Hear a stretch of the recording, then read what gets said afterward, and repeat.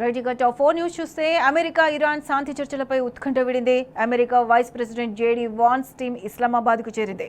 ఇటు అమెరికాతో శాంతి చర్చల్లో పాల్గొనేందుకు ఇరాన్ పార్లమెంట్ స్పీకర్ మహమూద్ ఖాలీ వాఫ్ నేతృత్వంలోని ఉన్నత స్థాయి ప్రతినిధి బృందం కూడా పాక్లో అడుగుపెట్టింది. ప్రస్తుతం ఉన్న తాత్కాలిక కాల్పుల విరమణ ఒప్పందాన్ని పర్మనెంట్ డీల్గా మార్చేందుకు ఇరు దేశాల నేతలు చర్చలను ప్రారంభించారు. ఈ వివాదానికి శాశ్వత సుస్థిర పరిష్కారం దిశగా జరుగుతున్న ప్రయత్నాలకు పాక్ పెత్తనం వహిస్తుంది. మరోవైపు ఈ చర్చలు సానుకూలంగా ఫలప్రదంగా జరుగుతాయని ఆశిస్తున్నట్లు చెప్పారు జేడీ వాన్స్. ఒకవేళ ఇరాన్ చర్చలకు అడ్డం పడితే తదుపరి పరిణామాలు మరోలా ఉంటాయని హెచ్చరించారు ఆయన. చర్చల విషయంలో ప్రెసిడెంట్ ట్రంప్ కొన్ని స్పష్టమైన మార్గదర్శకాలు జారీ చేశారని వాన్స్ వెల్లడించారు. ఇక ప్రపంచమంతా ఆసక్తిగా ఎదురుచూస్తున్న శాంతి చర్చల నేపథ్యంలో ఇస్లామాబాద్లో కట్టుదిట్టమైన భద్రతా ఏర్పాట్లు చేశారు. నగరంలో రెడ్ అలర్ట్ ప్రకటించారు. 10,000 మందికి పైగా భద్రతా సిబ్బందిని మోహరించారు.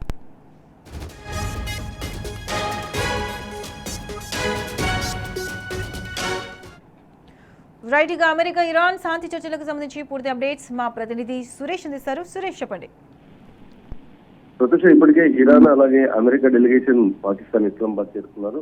భారీ భద్రతల మధ్య చర్చలకు సిద్ధమవుతున్న పరిస్థితి. డెలిగేషన్స్ మాత్రం ఇప్పటికీ ఇస్లామాబాద్ చేరుకున్నాయి. హోస్టింగ్ మీటింగ్స్ జరుగుతున్నాయి తప్ప టాక్స్ కి సంబంధించి ఇరువురు ఇటు ఇరాన్ అమెరికాకు సంబంధించినటువంటి ఒక ఆర్కిటెక్చర్ గా కావాల్సినటువంటి డిప్లొమాటిక్ చర్చలు ఇప్పటికి ఇంకా సిద్ధమవుతున్నటువంటి పరిస్థితి కనపడుతుంది. కానీ ఫైనల్ నెగోషియేషన్ రూమ్ మాత్రం అవుట్కమ్ ఇంకా స్పష్టత లేనటువంటి సిచ్యువేషన్ కనపడుతుంది. ఇరాన్ వాకౌట్ చేసేటువంటి థ్రెటనింగ్ ఇస్తున్నటువంటి పరిస్థితి. ఇటు అమెరికాకు సంబంధించినటువంటి ప్రతినిధులు బృందమేమో ఇరాన్ పై ఒత్తిడి తీసుకొచ్చి తమ ఆధిపత్యాన్ని కొనసాగించే దిశగా ముందుకెళ్తున్నటువంటి డిప్లొమాటిక్ పరిస్థితులు కనపడుతున్నాయి.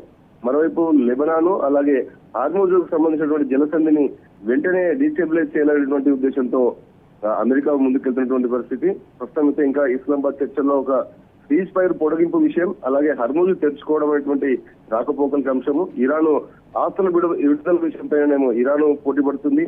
ఇటు లెబనాన్ లో ఒప్పందంలో ఈ లెబనాన్ కు సంబంధించినటువంటి ఇజ్రాయెల్ దాడులు ఇప్పటికీ కొనసాగిస్తుంది. కాసేపటి క్రితమే హిజ్బుల్లా వాళ్ళు కూడా ఇజ్రాయెల్ పై దాడులు చేసినటువంటి సిచ్యువేషన్.